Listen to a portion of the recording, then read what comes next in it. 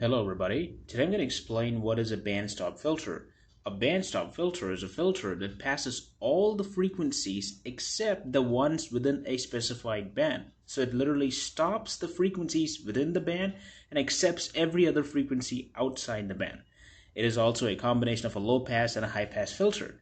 The exact frequency response of such a filter depends on the filter design. Alright, let's talk about an ideal bandstop filter and a real bandstop filter. Well, an ideal bandstop filter is one that has complete transmission in the pass band and complete attenuation in the stop band, and the transition is an abrupt one. So what a ideal BSF does is it completely accepts all the frequencies outside the stop band and eliminates or rejects all the frequencies within the stop band. So it's just opposite of a band pass filter. Again, the frequency response is a rectangular function and it also is a brick wall filter due to the abrupt transition between the pass band and the stop band. Now let's look at a real bandstop filter. Alright, let's talk about a real bandstop filter. A real bandstop filter is one that has been created by approximating the ideal filter by truncating and windowing the infinite impulse response to a finite one. So the transition, as you can observe in the picture, is no longer a straight line. It's no longer a brick wall kind of filter, but rather it's a smooth one due to the application of a window. Typical window examples are Hamming hand, flat top, and there are a lot more.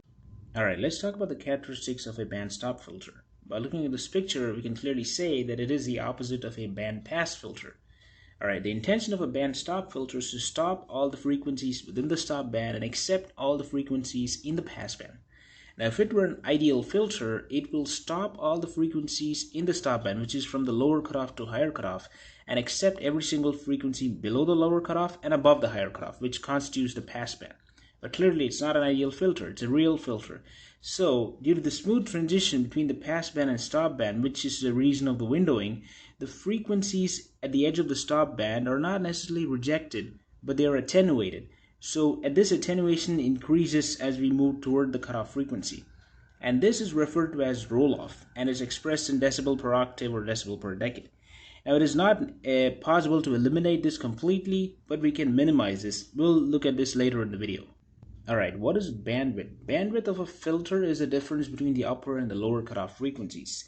So in this picture, FL represents a lower cutoff frequency and FH is the upper cutoff frequency. So for a band stop filter, all the frequencies between FL and FH need to be stopped, and everything below FL and everything above FH will be accepted.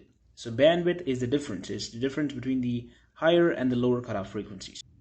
Alright, let's talk about the type of band stop filtering. Well, there are two types of circuits that achieve band stop filtering. One is the capacitive band stop filter, which is the RC-BSF, and the other is the capacitive inductive type, so RLC type band stop filter. Both the types achieve band stop filtering by either blocking or shorting out the stop band frequencies. Alright, let's study them in more detail. Alright, let's talk about the RC type band stop filter. Well, the RC circuit band stop filter is constructed using two resistors and two capacitors. The first capacitor is in parallel with the input signal, while the second one is in series with the input signal. Similarly, there are two resistors, and the first resistor is in series with the input signal, while the second one is in parallel with the input signal. Alright, the equation for a cutoff frequency for RC circuit is similar or same as that of a band pass filter. The frequencies are F equals 1 over 2 pi times R times C. So there are two resistors and two capacitors, so there are going to be two frequencies, one for the lower cutoff frequency and the other for the higher cutoff frequency. Resistances are measured in ohm, capacitances in farad, and frequencies in hertz. Alright, here's a circuit diagram for an RC type band stop filter. So on the left, there's the input signal, and then there is a branch. So in the top branch you have a resistor in series and a capacitor in parallel, and the bottom branch a capacitor is in series while the resistor is in parallel. The top part of the circuit, which is R1 and C1, they constitute the low pass filter, whereas the bottom part R2 and C2 they form the high pass filter. And on the right is the output, which is a band stop filtered signal. Alright, let's understand the working principle. Alright, so what is a capacitor? A capacitor is a reactive device which offers varying resistance to signals of different frequencies passing through it. Especially it offers very high resistance to low frequency signals, but low resistance to high frequency signals. So this type of filter achieves filtering in two stages using two capacitors. So as observed in the circuit diagram, the top part is the low pass filter, whereas the bottom is the high pass filter. So the stage 1, which is the LPF, and stage 2 is the high pass filter. They both are connected in parallel. Now when the input signal is fed, it goes equally to both the low pass and high pass filter simultaneously. Alright, as we observed in the circuit diagram, in the first stage there is a resistor R1 and a capacitor C1. The resistor R1 is in series with the input signal, whereas the capacitor C1 is in parallel with the input signal. The capacitor C1 has its own cutoff frequency. Let's say the cutoff frequency for C1 is 500 Hz. So when the input signal arrives, all the frequencies above 500 Hz pass through the capacitor since it offers low resistance to high frequency signals. And the frequencies below the cutoff, which is 0 to 500 Hz, are directed to the output. In the second stage, there is a capacitor C2 and a resistor R2. This capacitor C2 is in series with the input signal, whereas the resistor R2 is in parallel. So let's say even this capacitor C2 has a cutoff frequency, let's say 5000 Hz. So all the frequencies from the input signal above 5000 Hz are allowed to pass through the capacitor C2, whereas the frequencies below 5000 Hz are just blocked. Since the cutoff frequency of C2 was 5000 Hz, all the signals above 5000 Hz which pass through the capacitor are also directed toward the output. So there are now two outputs, one from the low pass filter and the other from the high pass filter. They both are added to give a final output. However, their frequency responses do not overlap because the start and end frequencies are totally different. The start frequency is 500 Hz and the end is 5000, which means the output, which is a band stop filtered signal, contains frequencies from 0 to 500 Hz and from 5000 Hz and above. So it doesn't contain any frequencies between 500 and 5000 Hz. Thus, we have successfully stopped the frequencies between 500 and 5000, and band stop filtering has been achieved with this type of circuit. Alright, in the circuit diagram, the output was simply taken from the low pass and the high pass. It was not amplified, but if it were to be amplified, you might require an op-amp to do that, and then it'll be classified as an active filter because it is using a DC power for working. Okay, so now the band stop filter doesn't contain frequencies in the stop band. So what happens if a frequency does enter which is in the stop band? So for example, let's say 700 Hz. When we're talking a band stop of 500 to 5000, what if 700 Hz enters? Well, 700 Hz is rejected by both the low pass and high pass filter. When it enters a low pass filter, it is too high to pass through. Whereas when it enters the high pass filter, it's too low to pass through. So either way, it's rejected and it'll never make it through the output. Hence, the output only contains the frequencies in the pass band and none in the stop band.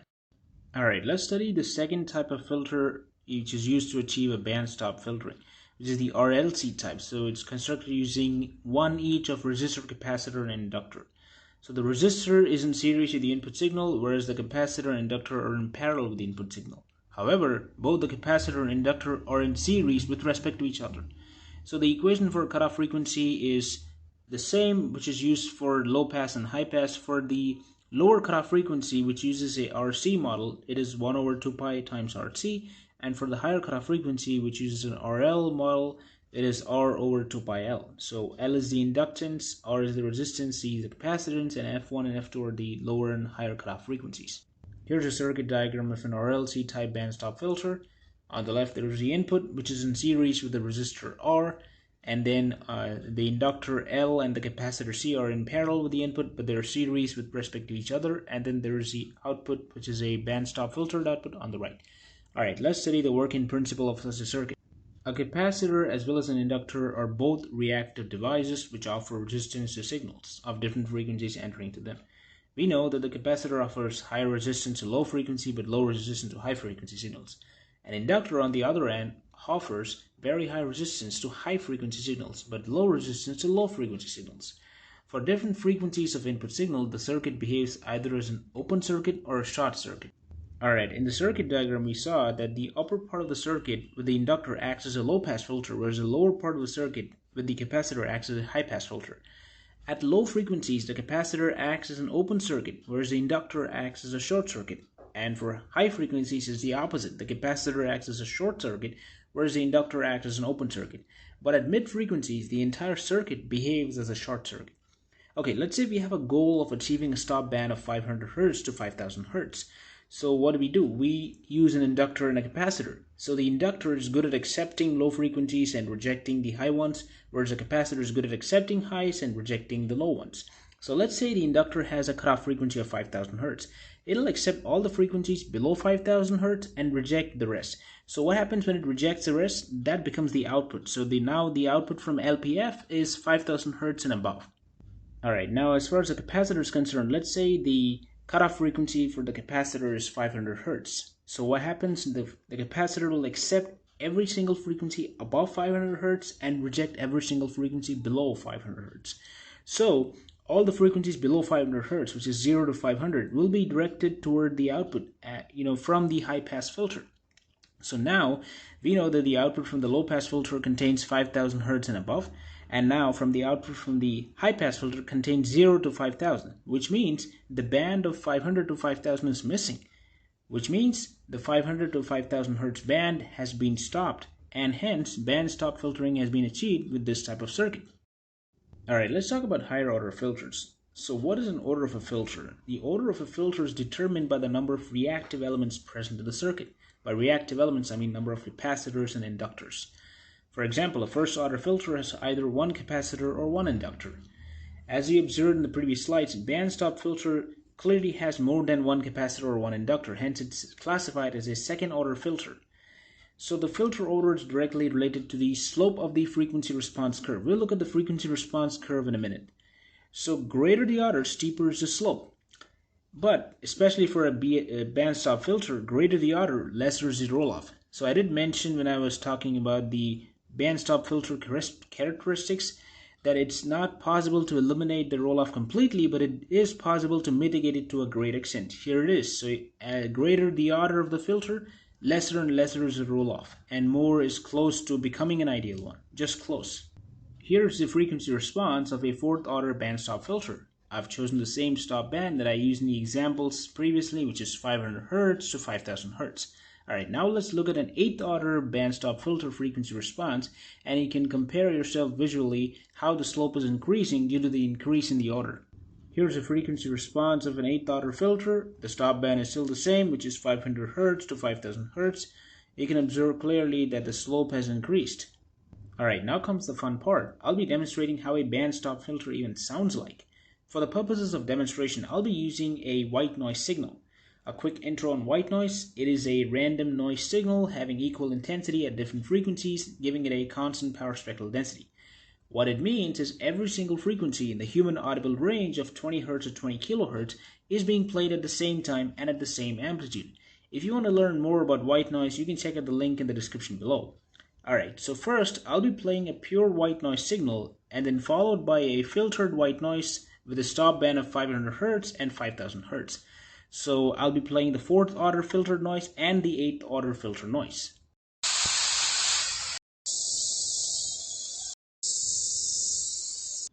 Alright, I hope you heard the pure white noise and the filtered white noise and could be able to perceive the difference. Alright, let's talk about the applications. So bandstop filters are used in telephones to reduce the telephone line noise. They are also widely used in guitar amplifiers because they kind of produce a hum around 60 Hz, which is annoying, which can only be reduced by a bandstop filter, which is to stop that particular band of frequencies and allow everything else. They are also used to reduce the static on a radio, also used in public address systems. Alright, digital bandstop filter also follow the same principle of a physical one. They're widely used in music editing, mixing, and analysis, and also used in sound softwares to do the same thing, to block a band of frequencies and listen to how it sounds like without those frequencies. Alright, thank you for watching this video. I hope you enjoyed it. If you have any questions, hit the comments. I'll be sure to respond. Alright, thanks a lot. Have a great day.